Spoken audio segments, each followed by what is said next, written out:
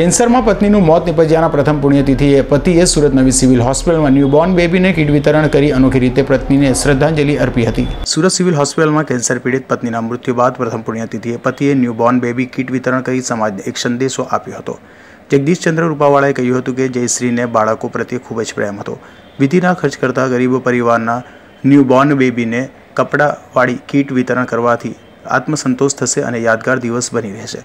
કેન્સરમાં મૃત્યુ પામેલા જયશ્રીબેનના પતિ જગદીશભાઈ રૂપાવાળાએ જણાવ્યું હતું કે માત્ર 45 દિવસના ટૂંકા ગાળામાં જ સઘન કેન્સર હોવાનું બહાર આવ્યું અને મૃત્યુ થયું એ દિવસે ક્યારેય નહીં ભૂલાય।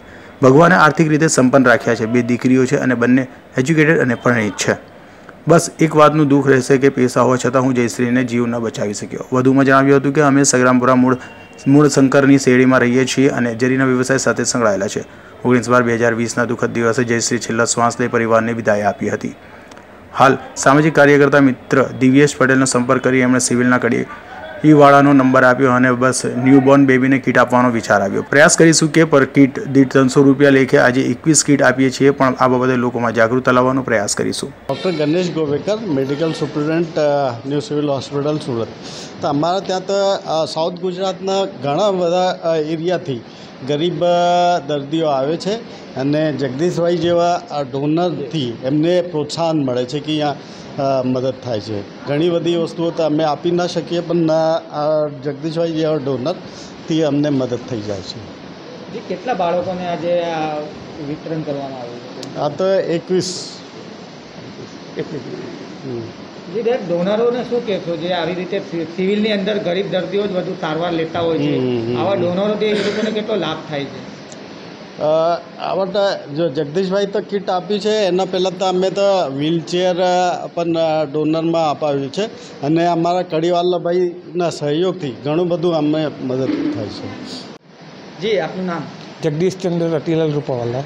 જી, આજે નાના બાળકોના વોર્ડમાં જે સેવાનું કાર્ય કરવામાં આવ્યું છે, શું કારણ છે?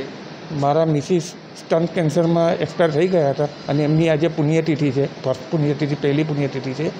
એની દાન પુણ્ય માટે અમે આ એક આયોજન કર્યું અને સહકાર મળ્યો સિવિલનો, અને જે સભ્યોએ મને જે સહકાર આપ્યો છે એનો ઘણો હું આભાર માનું છું। નિધનનું કારણ શું છે અને કેટલી ઉંમરે નિધન પામ્યા? 58 વર્ષની ઉંમરે, અને ખાલી 45 દિવસમાં જ એમને આ એ દુઃખ હતું, દુઃખમાંથી નિવારણ થયા છે। કયા કારણસર? બ્રેસ્ટ કેન્સર છે। જી સાહેબ, કેટલા બાળકોને આજે 21 કીટ આપી છે અને કદાચ ભવિષ્યમાં કંઈક આનાથી વધારે પણ થાય એવી સેવા અમે ભગવાનને પ્રાર્થના કરીએ છીએ। આપવાનું કારણ શું? નાના બાળકો પ્રત્યે પ્રેમ હતું એમને, એના હિસાબે અમે નાના બાળકો માટે જ પ્રેમ રાખીએ છીએ અને રાખવાના જ છે અને રાખીશું ભવિષ્યમાં પણ। આ પ્રસંગે સિવિલ હોસ્પિટલના superintendent doctor Ganesh Govekar, medical officer Omkar ચૌધરીના, નર્સિંગ અગ્રણી દિનેશ અગ્રવાલ સહિતનાઓ ઉપસ્થિત રહ્યા હતા। હર્ષ સાથે અઝહર કુરેશી।